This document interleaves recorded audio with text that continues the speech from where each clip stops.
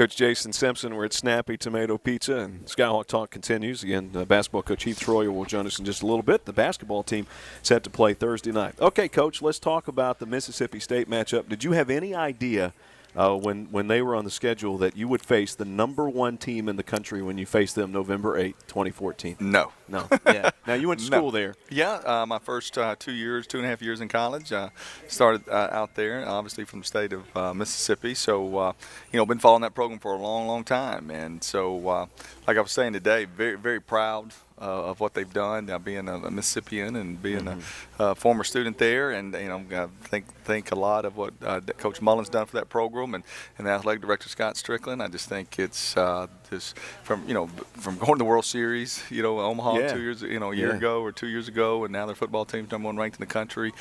Just a lot of great things going to see the stadium the way it's been completed, and 60,000 people in there on Saturday night, and that's hard to do in the state of Mississippi. There's not a whole lot of people, and you think of Knoxville, 100,000. That's awesome, but it's pretty much the whole state, right? The whole state goes there, and that's why maybe Memphis doesn't get quite as many fans, or Nashville, and the state of Mississippi doesn't have a Nashville, doesn't have a Memphis with You're that right. kind of people I haven't to draw thought about that. Yeah. people from.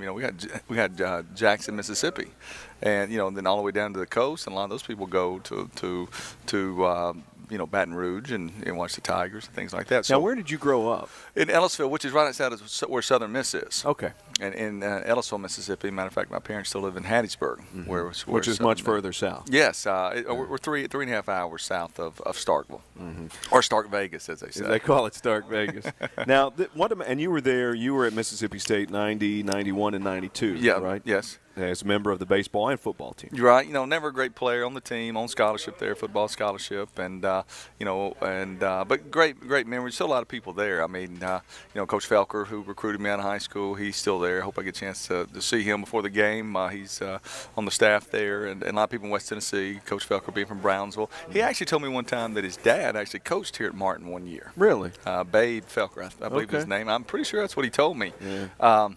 And then Stratton Caritas is in charge of their Bulldog Club. He was actually their Bart Ballou when I was there. He was their trainer. Oh, wow. Yeah. So it's neat. Get a chance to see him. Phil Sylvia, the equipment manager, was there when I was there. And, so he was there. Every time Bart's names gets mentioned on the radio, I have to give him $5. So now I owe him $5. Thanks, Coach. Yeah. You know what? It's funny. He asked me, "You on the radio tonight, aren't you?" So he's probably setting me up. That's subliminal messages.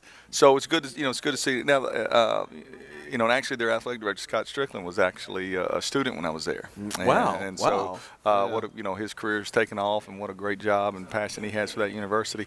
So, it's kind of neat, and but we're all Skyhawks when we get there this week. Now, after our game, I was watching the Mississippi State-Arkansas game because Arkansas gave them a hard time, and I was actually pulling. I wanted to play the #1 team in the country. I don't know what thoughts were going through your mind, but I was pulling for Mississippi State. No, I mean, for multiple one because obviously root for them every week that we're not playing them, and two, no, I want our players. I want our fans to have the opportunity, to play a #1 ranked team in the country, and so.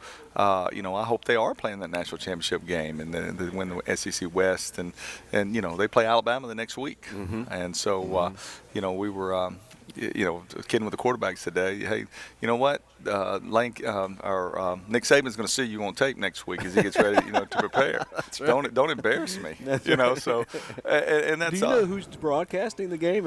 I saw that. That's pretty neat. Brent Musburger. Yeah, and Jesse Palmer. So that's pretty neat. And who would have thought in Brent Musburger's career he would say the words UT Martin Skyhawks? Make sure he knows it's Skyhawks, not Seahawks. Okay, I will tell him.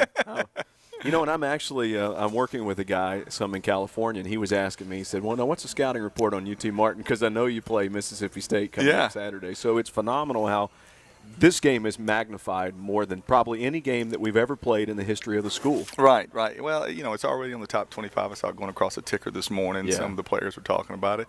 What great You say this in advertising all the time, right? We couldn't buy this type of exposure. No way. I mean, what kind of money would that cost us to be? Will be talked about. Like I told our players today, good or bad, they're going to talk about you this week. Right. Okay, and probably a lot of it's going to be bad. Okay, or negative, not give you a chance. And but that's not going to affect how we practice this week. It's not going to not affect how we play. It has no bearing at all. And so we can control that. How we let that affect us.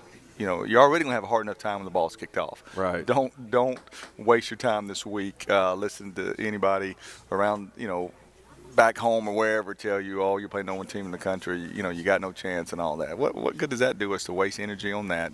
Go and prepare, go and play. I saw a thing the other day. Somebody showed to me that it said Mississippi State percentages of winning the rest of their games, and it had had Arkansas this past week like 79%, 78%. Okay, then it had UT Martin. They were 99% to win that game, but then they had Vanderbilt 98%. Oh, really? So that's not okay. bad. So compared to the SEC team, but that's right. But I say that kind of tongue in cheek, because guess what? So you say we got a chance, but we'll play hard. Look, if we can beat them 1 out of 100 times, let's make it that one time. Let's make it Saturday.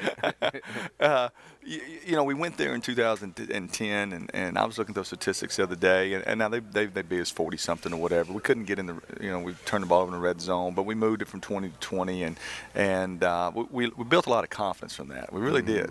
Not that there's any, any pats on the back for losing. You still lose, and nobody will remember in 2 years.